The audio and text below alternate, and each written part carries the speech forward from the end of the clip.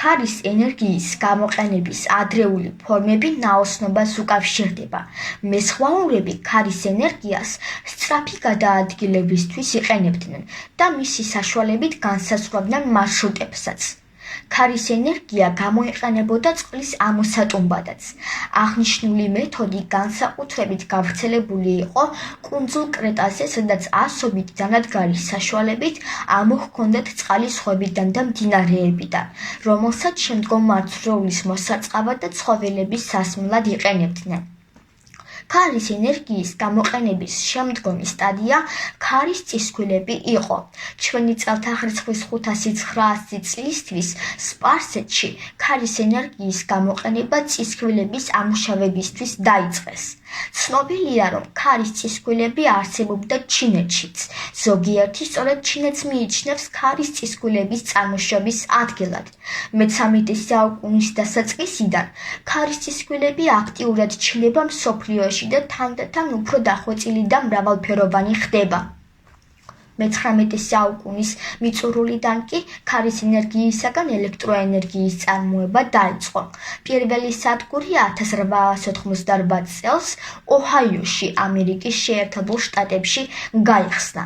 ელექტროენერგიის წარმოებას ჩვეულებრივ 14 კმ/სთ სიჩქარის ენერგია სჭირდებოდა. ერთი ტურბინა კი 300 სახლის ელექტრომომარაგებისთვის იყო საკმარისი.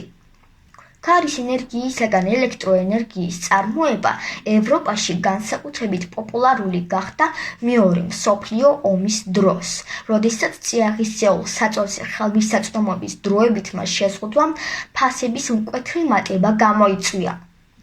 1970-იან წლებში იგივე მდგომარეობა იყო ამერიკის შეერთებულ შტატებშიც.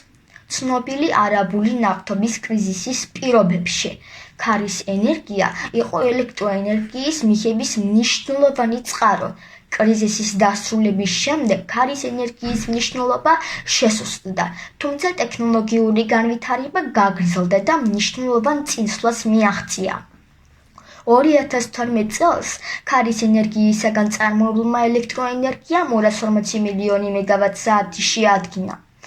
ამავე რაოდენობის ელექტროენერგიის წარმოება წიაღისეული საწვავის საშუალებით დაახლოებით 4%-ით გაზრდიდა მავნე ნივთიერებების, კერძოდ კი CO2-ის გაფრქვევას. იმავე რაოდენობის ელექტროენერგიის წარმოებას, რასაც 1 მეგავატიანი ქარის ტურბინა აწარმოებს, 20 წლის განმავლობაში 29,000 ტონა ქვანახშირი ან 92,000 ბარელი ნავთობის სჭირდება. მსოფლიოში ყველაზე დიდი ქარის ტურბინა, რომელიც ჰავაიში მდებარეობს, 20 სართულიანი შენობის სიმაღლისაა და მისი ფრთების სიგრძე სტანდარტული ფეხბურთის სტადიონის ზომისაა. დღეს ქარის ენერგიისაგან ელექტროენერგიის წარმოების ერთ-ერთი ყველაზე წარმატებული მაგალითია დანია, სადაც ელექტროენერგიის 28% სწორედ ქარის ენერგიისაგან მიიღება. ხოლო 2020 წელს მთავრობა მის მაჩვენებელი 50%-მდე გაზარდა.